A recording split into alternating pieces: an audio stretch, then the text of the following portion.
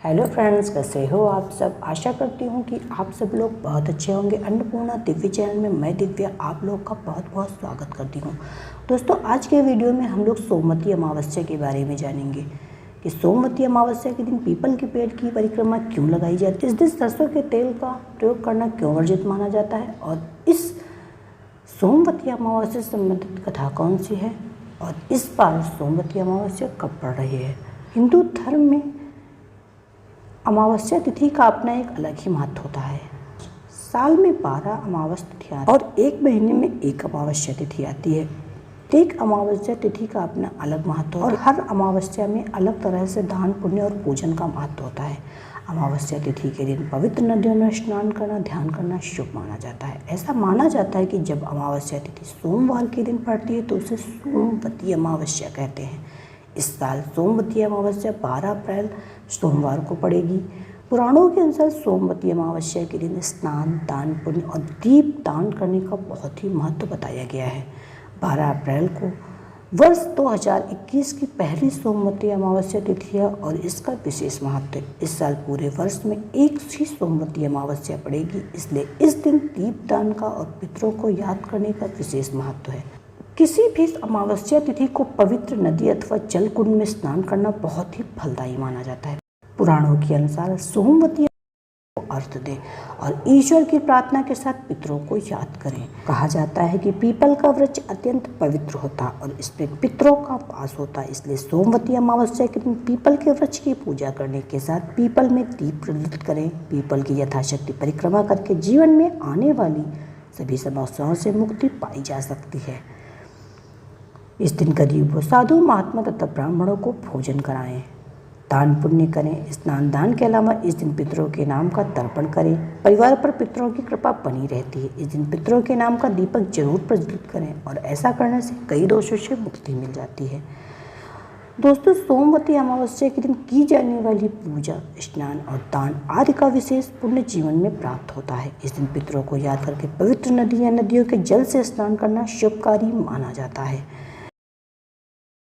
3 minute से शुरू हो जाएगा, जिसका समापन 12 अप्रैल सोमवार को प्रातः 8 बजे होगा।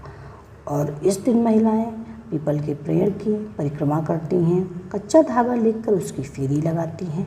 और ख़ास बात यह है दोस्तों कि इस बार सोमवती अमावस्या 2021 में एक ही पड़ रही है, जो कि इस बार पहली और आखिरी है। सोमवती अमावस्या के दिन भगवान शिव और माता पार्वती की पूजा को विशेष माना जाता है। और वैसे हम लोग जानते हैं कि सोमवार का दिन भगवान भोलेनाथ को समर्पित है, तो सोमवती अमावस्या हमेशा सोमवार को पड़ती है। तो इस दिन माता पार्वती और भगवान भोलेनाथ की पूजा करें।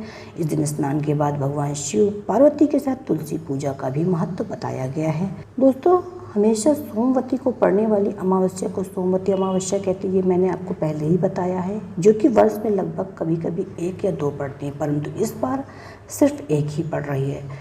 और इस दिन विवाहित स्त्रियों द्वारा अपने पति की दीर्घायु कामना के लिए पूजा पाठ करती हैं, पीपल के पेड़ की फेरी लगाती हैं। इस दिन मौन व्रत रहने से सहस्त्र गोदान का फल मिलता है। इस दिन विवाहित स्त्रियों द्वारा पीपल के वृक्ष की दूध, जल, पुष्प, अक्षत, चंदन इत्यादि से पूजा और वृक्ष के चारों ओर 108 बार धागा लपेटकर परिक्रमा करने का विधान होता है।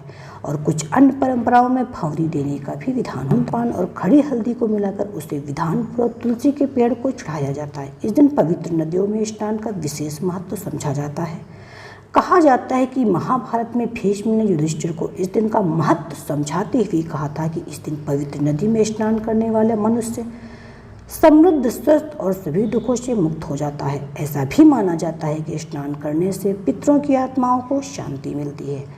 तो दोस्तों, हमने आपको सोमवती अमावस्या के महत्व के बारे में बताया, और सोमवती अमावस्या इस बार कब पड़ रही है और इसका शुभ मुहूर्त क्या है। तो आइए जान लें कि सोमवती अमावस्या से संबंधित कथा कौन सी है। कथा के अनुसार एक गरीब ब्राह्मण दंपत्ति थे। उनकी एक सर्वगुण संपन्न पुत्री थी। विवाह कन्या योग्य होने पर ब्राह्मण ने वर की खोज करना शुरू कर दिया, लेकिन बहुत निधन होने के कारण कहीं पर भी विवाह की बात नहीं बन पा रही थी। एक दिन उनके घर पर एक साधु ब्राह्मण आए। कन्या ने उनका बहुत आदर सत्कार किया और उनके सेवा भाव से साधु बहुत प्रसन्न हुए। उन्होंने कन्या को लंबी आयु का वरदान दिया। ब्राह्मण ने साधु के कन्या के विवाह न होने के बारे में पूछा तो उन्होंने बताया कि कन्या के हाथ में विवाह की तो रेखा ही नहीं है। इसका उपाय बताते हुए साधु देवता ने कहा कि पड़ोस के गांव में एक सोना नाम की धोबिन का परिवार है, यह कन्या उनकी सेवा करे और धोबिन उसे अपना सुहाग दे दे तो इसका विवाह हो सकता है। साधु देवता के मुख से सोना धोबिन की सेवा की बात सुनकर कन्या ने ऐसा ही करने का प्रण लिया। इसके बाद वह रोज भोर में ही जाकर सोना धोबिन के घर का सारा काम करके चली जाती। सोना यह सब देखकर बहुत ही खुशी हुई। उसकी बहू सारा काम कर लेती है। एक दिन उसने बहू से कहा वह कितनी अच्छी है, घर का सारा काम स्वयं ही कर लेती है। तब उसकी बहू ने कहा वह तो सोती रहती है। यह बात जानकर दोनों को बहुत आश्चर्य हुआ। दोनों अगले भोर की प्रतीक्षा करने लगी। तभी उन्होंने देखा कि एक कन्या आती है और उनके घर का काम करने लगती है। तभी सोना उसे रोककर पूछा कि वह कौन है और वह यह सब क्यों करती है। कन्या धोबिन के पैरों में गिर पड़ी और अपना दुख सुनाया। कन्या की बात सुनने के बाद सोना तैयार हो गई और अगली सुबह अपना सुहाग देने की बात कही। अगले दिन सोमवती अमावस्या थी। सोना भली भांति जानती थी कि सुहाग देने पर उसके पति का देहांत हो जाएगा, परंतु वह व्रत करके कन्या के घर की ओर चली। वहां पहुंचकर उसने अपना सिंदूर कन्या की मांग में लगा दिया। घर को लौटी। घर आकर सोना ने देखा कि उसका पति जीवित है। उसने ईश्वर को कोटि कोटि धन्यवाद दिया और कहा जाता है कि तभी से यह मान्यता है कि इस दिन व्रत करने से पति की आयु लंबी हो जाती है।